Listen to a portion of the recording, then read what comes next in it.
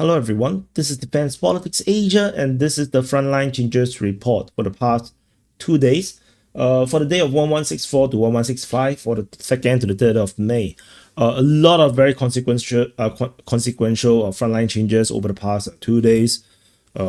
Shocking, not shocking. Yeah, let's see. You decide yourself whether it's shocking or not. So first thing first, I'm not sure why I got a feeling that I said this like 2 times already. This is the third time. Yeah, conclusions and then sit rep. So Russian forces basically have plant the flag at the border along this forest at the Kursk front, confirming the Russian advance in this sector. I'm quite sure if you have watched the other reports, you probably have already seen this, so I'm not going to talk too much about this. Pretty boring already. The next frontline change is over at Zapadne, over at the Voreshna front. So this is Voreshna, and so this is Zapadne. And over at Zapadne, Russian forces has been geolocated along this band at the highway west of Zapadne, confirming the Russians' advance in this sector. And this also means that the Russian forces have we basically corroborates part of the Russian claims around Zapadne, and the Russian forces most likely also have taken the forest in the west of Zapadne and gained some kind of a strong buffer on the outskirts of Zapadne. So previously the Russians did go this far and the Ukrainians did counterattack, resulting in some claims, but the geolocation right now basically invalidates all the Ukrainian claims right now. So after Zapadne at the Voreshna front, we go to Makiivka front. So not Makiivka front, the Liman front at Makiivka. So there is a new geolocation in the southwest of Makiivka, where the Russian forces have been geolocated to advance yet another gully or forest region, continuing this advance in this sector. Previously, the Russians have advanced in the south, and they are now going to go on for another multiple times of fighting the same thing. There's one here, another one here, another one here. So it's going to be a repeat of the fighting, here that they have just taken. It's just a continuation of the same thing. They have to repeat many times until they fully conquer all the way to Yampolivka. So there's my WhatsApp, and let me mute it first. So the distance is around almost a kilometer. So there's a pretty significant advance in this sector. The next frontline change is over at Yampolivka Zarishny region in the north of Torsk. So this is a very significant geolocation. The Russian forces geolocated here in between Yampolivka and Zarishny, confirming that the Russians have actually made huge advances in the south of Yampolivka, fully securing most of Yampolivka, and the entire northern outskirts is now under Russian control of Torsk. So this is a very significant frontline change. If I zoom out a bit, you can see the consequence.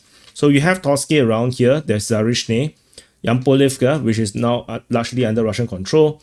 So the entire northern part of Torsk is now entirely under Russian control. So this is the significance of this frontline change. Very big development, with advance depending on where you come from, 2 kilometers from the north, 1.5 kilometers from the east. So that's the frontline change over at the Liman front. The next frontline change after this is over at Krychorivka, just downstairs over at Siversk. This is a small change at Krychorivka. Geolocation of Russian forces continue to show the Russians are progressing through the flattened village of Krychorivka. So that's all.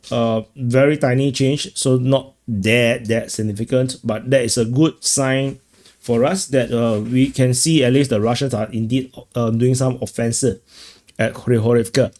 The next frontline change, we jump to Oleksandropil. So we jump all the way from Siversk front, which is over here, all the way down to the northern flank of the Pokrov front.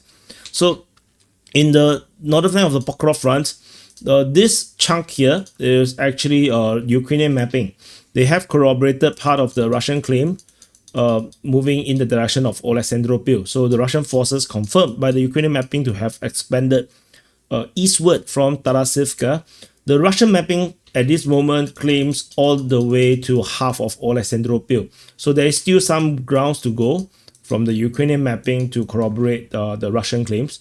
So, but that's the main gist about the situation around here.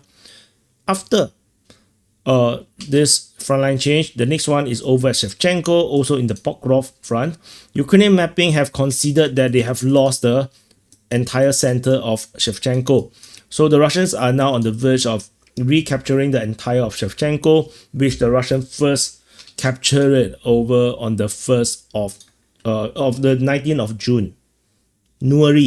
January. Yeah, I never said June, I said January. Yeah, so no. Yeah, so that's all from Shevchenko. The next frontline change is at Nadievka, over in this sector between Nadievka and Kotlyarivka. So the Russian forces have, in two different updates, captured the tree line all the way up as the Russians pushing up north on the west of Nadievka, and also the over at Kotlyarivka, Russian forces has basically entered into Kotlyarivka coming from the east, and they have basically started the battle for this tiny village of Kotlyarivka.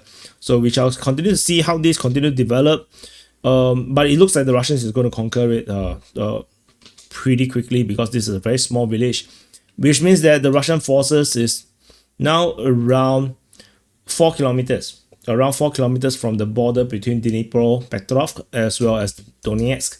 So situation is looking really bad. And with these frontline changes also confirms the Russians' full control of this line of trees. So that's the main gist over in the west of Nadievka. So the next frontline change after Kotlyarivka is at just south of this at Preobrazhenka. This one is by Ukrainian mapping. They're confirming that the Russians have expanded control westward from Preobrazhenka and Zaporizhia. So this is the main thing. The advance is not that big. It's around 400 meters. So and most of these are just open ground. So mainly it's the capture of a tree line. And after Preobrazhenka, the next frontline change is in the north of Andriivka. In this region, in the west of Slovianka, the Russian forces, the Ukrainian mapping have corroborated the Russian claims. They have given up claim for more of these salients, which I said many times that it's unlikely that the Ukrainians are there due to the geography. No, it's just not likely that they're going to be there. So they have slowly, considered these claims. And then we jump to the Koma front. This is Koma, and so at the Koma front at Bahatir, Russian forces have entered into Bahatir with this geolocation, confirming the Russians' advance in this southeast of the town. I would say it's a town. It's not a city. I would say it's a town. So starting the Battle of Bahatir. So that's all. And just a shocking thing to say. You know where's Marinka?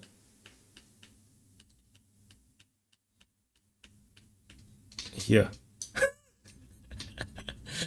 Okay.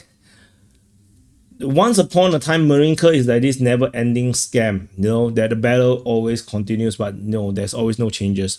We are now on the freaking 40 kilometers away from Marinka. You know, the OGs, you know, that have been watching DBA all this time, you will have remembered Marinka. Can you imagine? That's how far the front line moved. So, you know, so that's why Ukraine is winning. You don't understand, you know. So then there's one last frontline change is over in the south of Vinnypole. So there is a geolocation of Russian forces between Vinnypole as well as Novosilka. So this confirms the Russians' advance in the north of Novosilka. And so there's the Russian forces starting to do this flanking operation into the rear of Vinnypole. From my perspective, this is what they're doing. So we shall see whether they will succeed. And that's about it for all the frontline changes. So I want to do some calculation. Oops, wrong one. So to see what is the total area captured by the Russian forces. So I'm not sure if the numbers are correct, but should be correct. So I mean, this is 2.88. Yeah, so should be correct. So let's do some maths. mathematics. So 1.31 plus 1.49 plus 8.6 plus 0.02 plus 7.74 plus 3.44. So the total area captured in the past 2 days is 22.6 square kilometers, which is actually decent. We are back to the standard speed of conquest by the Russian forces, around 10 square kilometers of frontline change on our mapping per day. So just want to say, these numbers are for entertainment purposes. Don't take it too seriously, because this is just the frontline, the area change on DPA's map. Is not the reality in the real world. So just want to take this important note.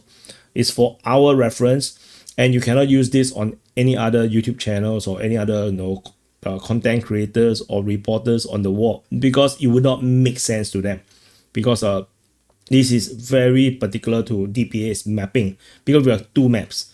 So just want to note. So that's it. So happy birthday to you. Happy birthday to you if your birthday today. And so have a great Sunday if you are still having Sunday by the time you watch. And also that's it. Press the like button, subscribe, and I'll see you guys in the next update.